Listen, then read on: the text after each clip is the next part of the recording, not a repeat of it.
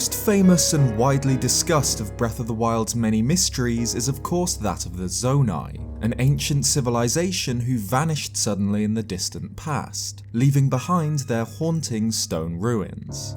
But others are just as enticing, like Mekar Island, a seemingly pointless isle which, at night, crawls with the undead, or the dragons, divine servants of the springs which have lived in Hyrule for thousands of years, slowly drifting through the skies, but for what purpose?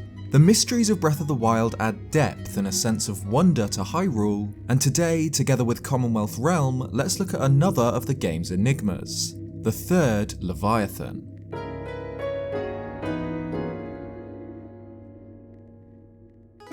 At the serene stable, three scientists stand, locked in heated debate. The three Hylians, Onya, Akra and Garshin, discuss the cause of an extinction event in ancient times, which wiped out a race known only as the Leviathans. Onya believes this extinction event was an extended ice age, but the others disagree. Akra believes it to have been a violent volcanic eruption, and Garshin a sudden cataclysmic drought. But regardless of the cause, this extinction event did occur, and Leviathans are dead.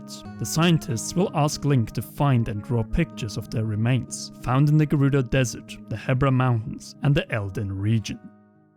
And found within these regions are remains which can only be described as Leviathan. Absolutely gargantuan fossils as large as temples, half buried in the dirt, relics of a lost age when true monsters walked the earth. The Elden skeleton lies at the edge of the world, north of the smouldering Death Mountain, identifiable due to a crowned plate on its skull. The Gerudo skeleton is found deep in the burning heat of the desert, lying amongst the dunes, identifiable by additional appendages on its back. And the Hebra skeleton is found sealed in a colossal icy cavern in the heart of the mountains, rising from the freezing waters.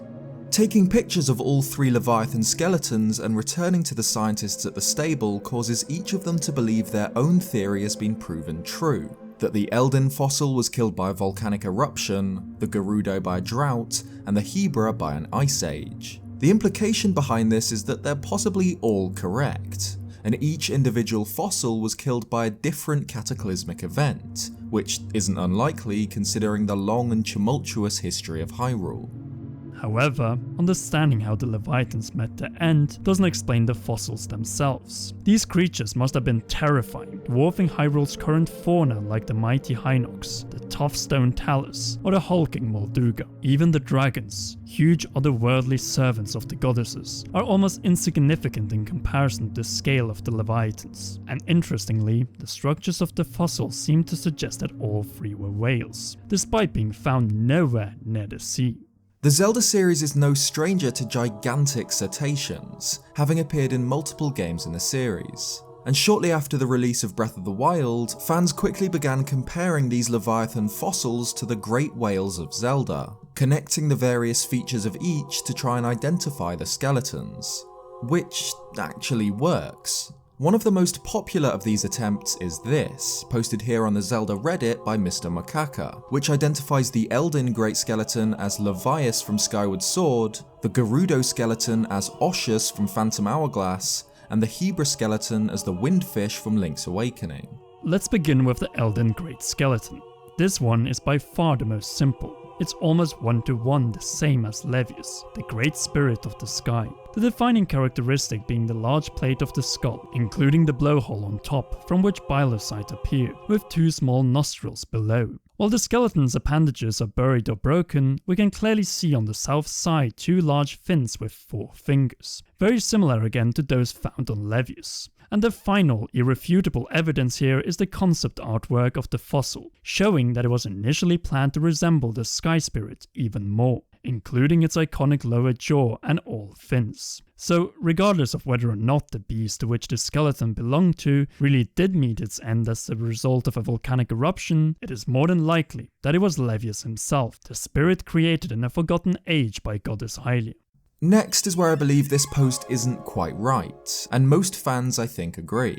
The post assumes that the Gerudo Great Skeleton could be Oshus, while the Hebra fossil is the Windfish, though the game doesn't support this. Of course, aside from being a massive flying whale, the windfish has an iconic feature, a set of comically tiny wings on its back. The Hebra fossil features no such wings, and the appendages often mistaken as them are actually simply its fins, but interestingly, the Gerudo Great Skeleton does. Aside from very clearly having the skull of a sort of whale, it features bones from a tiny set of wings on its back. Again, just like with Leviathan, we can look at the concept artwork to see the design process behind this skeleton, where again it features these tiny wings, almost confirming its identity as the skeleton of the windfish, a mysterious deity of the skies plagued by the evil nightmare during Link's awakening, which, as Jansson suggests, was perhaps killed due to a cataclysmic drought, resulting in its skeleton being found in the barren Gerudo Desert. So the third fossil is likely Oshus, right? While it's possible, I don't think so.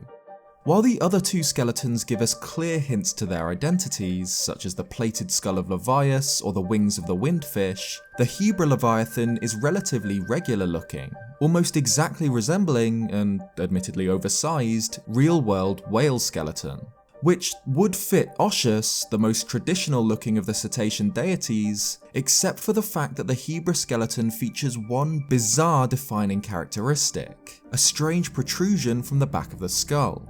It's hard to see in-game due to the fossil being fit snugly in its icy cavern, but it is there, and it's clear from the concept art that this head spike was intended to be even more pronounced than in the final design. Not only this, but the skeleton was originally intended to have 6 large tusk-like growths, 3 on either side of its skull, somewhat similar to the skull of a sawfish. Even in-game, where it lacks these tusks and its head protrusion is smaller, it's still very clearly there, a sort of crest reaching back from the end of the skull. Not only does the skeleton not resemble Oshus, it doesn't fit with any of the other great whales of the Zelda series, not Jabun or Lord Jabu-Jabu. While the other two Leviathans were clearly designed to resemble iconic deities from Zelda's long history, the Hebra skeleton doesn't fit. It's seemingly the remains of a creature we've never seen before in the series. One originally intended to have 6 large spikes on its head, but now simply featuring a strange curved crest atop its head. It's strange. It would be very easy to design a Leviathan skeleton which somewhat resembled, say, Jabu-Jabu, most likely the most iconic whale deity in the entire series, but the design team opted instead for this previously unseen design. Unidentified gargantuan skeletons isn't something that the Zelda series, and in particular Breath of the Wild, is shy of. In fact, Hyrule at large, and in particular areas like the Gerudo Desert, is littered with remains of colossal creatures, dwarfing Link and the ruins they lie amongst. It's something I've covered before, and has been summed up brilliantly by Nintendo Black Crisis in the past, but this gigantism isn't unusual for the Zelda universe. Instead, the Hebra skeleton is strange because it's the only one of the 3 fossils that isn't easily identifiable. However, placing the mystery of the third skeleton's identity aside for a second, if the Eldin and Gerudo fossils are in fact the remains of Leviathan and the Windfish respectively, the final resting places of 2 immensely powerful creatures from the era of myth, why haven't we seen them more in the series? Leviathan in particular appeared during the very beginning of the Zelda timeline, Skyward Sword, serving as the protector of the skies, a creation of the goddess Hylia, and a deity in his own right.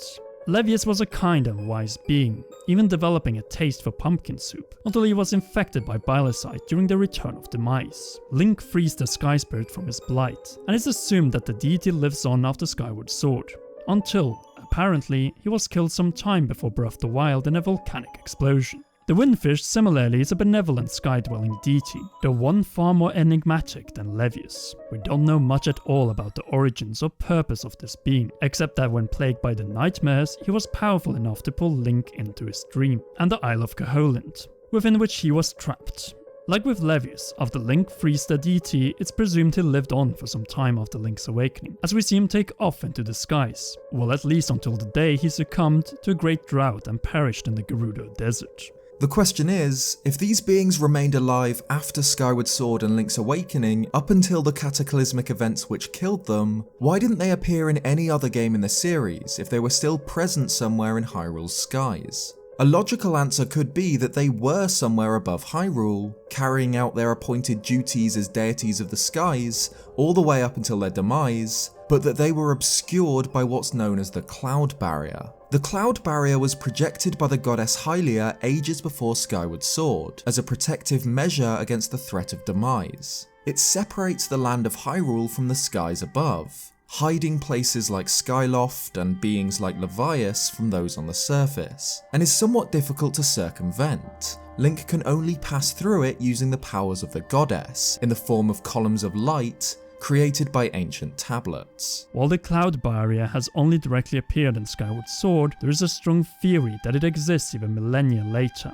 during Breath of the Wild. When the dragons spawn or despawn, they appear to materialize through a form of portal in the sky, reminiscent of a whirlpool but formed of clouds, very similar to the gaps in the clouds through which Link can access the surface during Skyward Sword. It seems as if the dragons don't dematerialize when they leave Hyrule's skies, they instead pass through the Cloud Barrier into the skies above. The skies separated by the goddess Hylia, in which Skyloft and Leviathan resided.